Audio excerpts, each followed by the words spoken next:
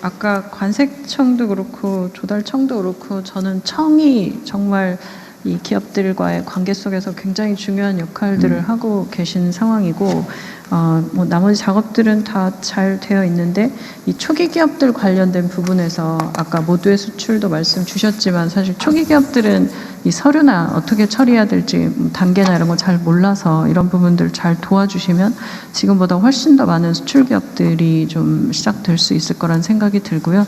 조달청 같은 경우는 초기 기업과 혁신 기업들의 첫 번째 구매자가 되는 정부가 첫 번째 구매자가 되겠다라고 할 때에 아주 중요한 역할을 하고 계셔서 이 부분에 대한 방금 대통령도 말씀하셨지만 어떤 기준을 가지고 업체를 선정하느냐가 사실 처음부터 떨어지게 되는 그런 경우들도 있는 것 같고 또 오래된 기업들의 적정한 기준들인지 이런 부분들 좀 잘 봐주셔서 초기 기업들에게도 기회가 되는 그런 일들 좀 정책적으로도 좀 만들어지면 좋겠다는 생각입니다.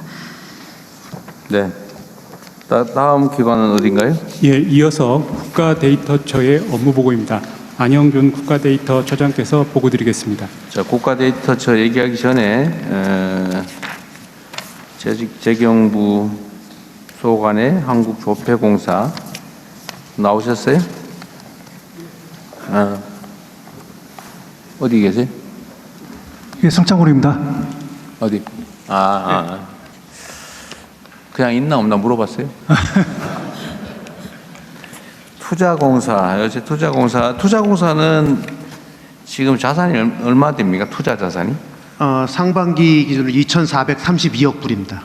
2,432억 불. 예. 그럼 한 360조 정도. 예. 정도?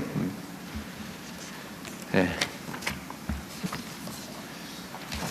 그리고 한미전략투자공사가 새로 생겼죠. 예. 어디 있습니까? 준비 좀 잘해 주십시오. 이거는 뭐 매우 예민한 업무를 하고 있기 때문에. 그리고 네, 그렇게 하겠습니다. 규모도 크고 또 장기적인 국민들의 이해관계에 노출되어 있는 사안이라 정말 신중하게 정말 국익수호라는 측면에서 잘 해야 됩니다. 예, 그렇게 하겠습니다. 자, 그 다음에 데이터처 말씀하십시오. 예. 네, 국가데이터처장입니다. 국가데이터처 업무계획을 보고드리겠습니다. 목차입니다. 먼저 동영상을 통해 국민들의 목소리를 들으시겠습니다. 국민의 삶, 데이터로 업! 안녕하세요. 국가데이터처 리포터 보통씨입니다. 국가데이터처는 상반기 동안 데이터 기반의 초석을 단단히 다져왔는데요. 하반기에는 이 성과를 바탕으로 국민의 목소리를 담아 더 큰 변화를 만들어가려 합니다. 지금 바로 국민의 목소리를 들어보겠습니다.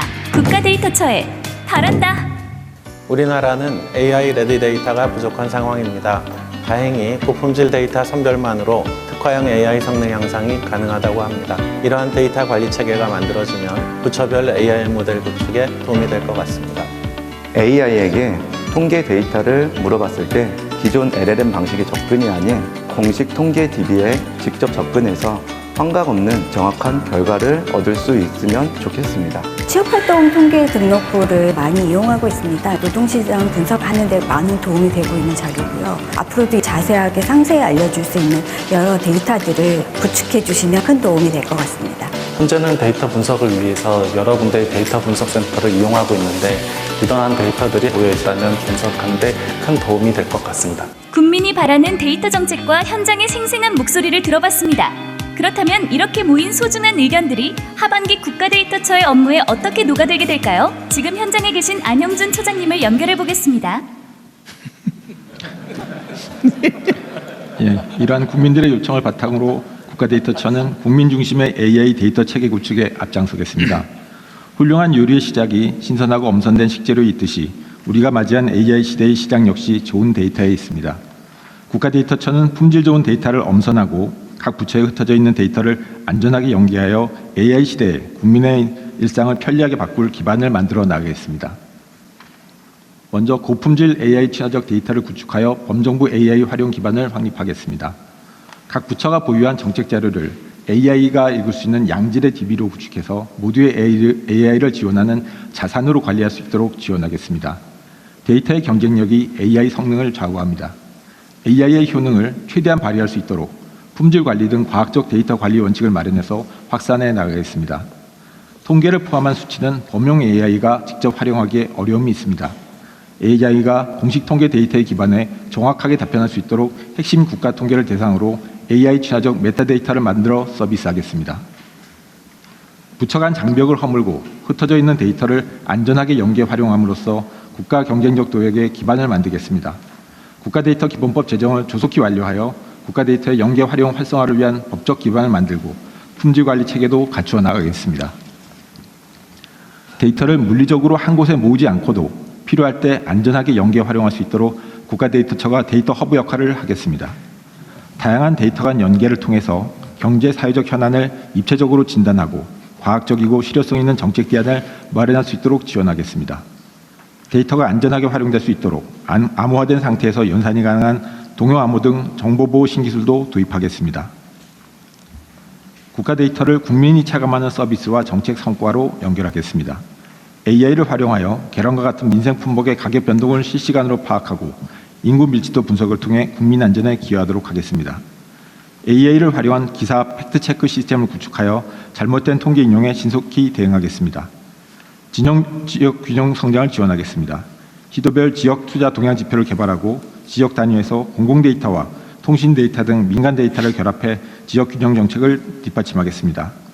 생활 인구도 지방 정부별 수요에 맞추어 고도화해 나가겠습니다. 국민 맞춤형 서비스를 실시하겠습니다.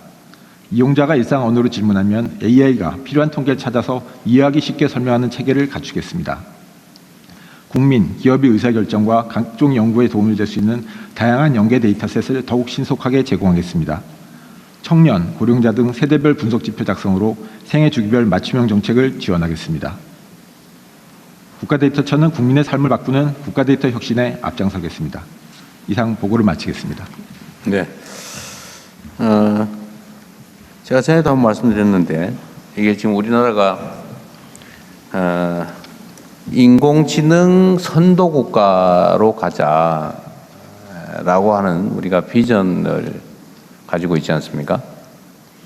근데 인공지능 사회의 가장 핵심적인 뭐라고 그럴까? 원료라고 그럴까? 그 데이터 아닙니까? 그렇습니다. 기술이 아무리 좋아도 데이터가 없으면 아무것도 못하죠. 근데 이 데이터 그 중에서도 특히 공공 데이터는 우리가 세계 최고로 품질이 좋다는 거 아니에요? 그렇습니다. 근데 문제는 얼마나 잘 활용할 수 있느냐 이겠죠. 그래서 전에 말씀드린 대로 데이터처가 옛날 통계청처럼 뭐 통계나 관리하고 객관적인 팩트나 찾아보고 이런 기능이 아니고 대한민국 데이터 최고 책임자 CDO다 이렇게 생각하고 업무하셔야 됩니다. 그렇게 하겠습니다. 이게 데이터 관리를 하다 보면 주로는 뭐 보안, 개인정보 보호 뭐 이런데 너무 집중하다 보면 아무것도 못하는 상황. 그걸 잘 균형을 맞춰야 되겠죠. 우리 총리께서 특별히 하실 말씀이 있을 것 같은데 그건 하시고요. 그러니까 이게 아까도 업무 내용 중에 보면 팩트 체크, 기사 팩트 체크 이런 것도 할 수 있겠다는 그런 내용이 있네요. 예, AI 기반으로 할 수 있습니다. 그 지금 가짜 뉴스가 온 세상을 어지럽히고 있고 이게 공동체를 파괴할 정도로 적대적인 대결적인 문화를 만들어내지 않습니까?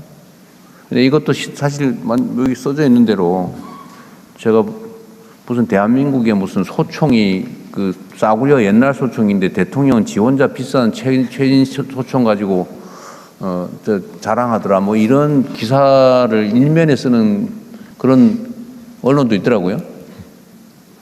근데 그런 건 사실은 즉시 예를 들면 지금 대한민국 국군 17만 명한테 지급돼 있는 거의 보편화된 총기인데 그런 엉터리 기사를 써서 이렇게 정부를 공격하는 그런 일들도 사실 즉각 팩트 체크가 가능하다면 안 생겼겠죠. 근데 이렇게 영향이 있는 가짜를 즉각 그러니까 분석하고 팩트에 기반해서 반론하고 하는 것도 시스템적으로 할 수 있을 것 같아요. 꼭 사람이 아니고. 저희가 지금 내부에서 AI 기반으로 POC를 하고 있고요. 내년에 바로 시스템으로 구축하게 계획이 있습니다. 그리고 이게 뭐 그런 거대 언론사 하나의 문제이기도 하지만 이게 예를 들면 유튜브든지 뭐 온 동네에서 그런 일이 벌어지잖아요. 근데 그런 것들도 사실은 실시간 팩트에 기반해서 반론하고 정리하는 것도 충분히 할 수 있는 일인 것 같아요. 그죠? 예, 그렇습니다. 그래서 이 데이터처의 역할이 그런 뭐 사회 질서 훼손에 대응하는 것도 있겠고 또 산업 현장에 필요한 원료를 제공하는 그런 측면도 있겠고 그리고 우리가 어제도 그 얘기했는데 이렇게 민원이 연간 1,200만 건이 국민권익위에만 오는 것도 그 정도 된다. 기타 등등 하면 2천만 건이 넘을 것 같은데 사실 그런 것도 인공지능 대응 방식으로 쉽게 대응해 줄 수 있잖아요. 이건 팩트고 이건 사실이 아니고 이건 이렇게 대응하면 되고 이건 어느 부처에서 이렇게 하고 있다 이렇게 하면 국민들의 불만도 확 줄어들 수 있을 것 같고 데이터처를 장관급으로 올려야 되나 그런 생각도 얼핏 들긴 했어요. 그만큼 중요하다. 예. 그리고 이런 기존에 어떤 사람도 할 수 없는 새로운 영역이어서 그래서 데이터처의 역할이 그래서 특별한 의미가 있습니다. 어디 관행에 의존하거나 다른 나라 사례에 의지하거나 그러면 안 되고 우리가 첫 길을 낸다 이렇게 생각하고 모범적인 사례를 끊임없이 발굴하고 만들어내야죠. 그렇게 하겠습니다. 네, 지금 제가 사실 드리고 싶었던 말씀 딱 주셨는데요. 이게 우리가 AI 시대 그리고 뭐 데이터가 중요해 이렇게 얘기하는데 사실 조직의 위상이나 조직의 예산이나 구조나 이런 부분들이 뒷받침되지 않으면 그런 일들을 좀 속도감 있게 할 수 있을까 이런 생각들이 들고 그리고 각 부처에 있는 정보원이 있습니다. 이 데이터를 직접 다루고 있는 고용정보원, 뭐 복지정보원 이런 곳들이 많은데 거기 있는 데이터들이 또 잘 연결돼도 이게 굉장히 의미 있는 일들이 될 것 같아서 일단 데이터처를 첫 번째 업무보고로 별도로 좀 받고 하실 부분들이랑 이런 얘기를 좀 나눴습니다. 그래서 이 부분들은 좀 정리되면서 더 말씀드려야 되지 않을까 싶습니다. 실제로 대한민국 공무원들이 하는 여러 일들은 되게 이제 규범적이죠. 루틴하고 규범적인데 이게 사실은 그 인공지능이 대응하기 가장 좋은 영역의 일이기도 해요. 그래서 총리께서 각별히 관심 가진 영역이기도 하니까 데이터처 역할을 좀 더 강화하도록 하시죠. 하여튼 매우 중요한 부처다. 네. 잘해주세요. 예, 성과를 내겠습니다. 그러세요. 네, 다음. 네.